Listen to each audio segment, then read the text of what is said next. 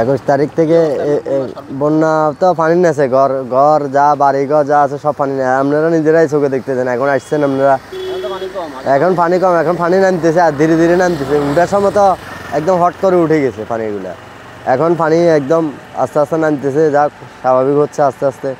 এখনও ঘরে আমরা কোমর পানি এখনও।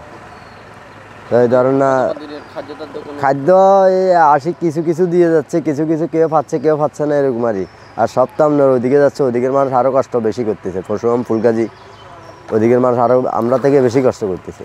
আমরা তো শহরের অন্তত এদিকে আছি, এই অনুযায়ী আমরা একটু যা পাইতেছি এটাই আলহামদুলিল্লাহ শুক্রিয়া। অন্য কী করবো, সবাই তো আপনার একই অবস্থা।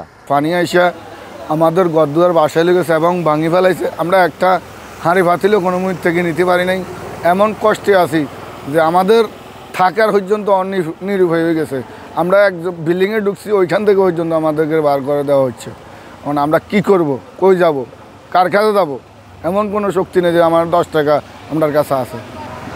আজকে তো আইলাম দেখ পেলা বলে তোমরা দেখে ব্যাগ লুটপাট করি, তোমার ভাঙি সবগুলো ভাঙি ফেলছে, এই অবস্থা আরে ভাইয়া। কেন থেকে তোমার আইলাম তো আজকে পানি ভাঙছে। আমাকে আজ 8-9 দিনের মধ্যে আমার কোনো খানা বাতে কিছু নেই, পোলাইন সামান না খেয়ে মরতে আছে। এখন আমার ঘরে ডাল চাল কিছু সাহায্য করেন, আমার খাইয়া পোলাইন সামান একটু বাঁচে।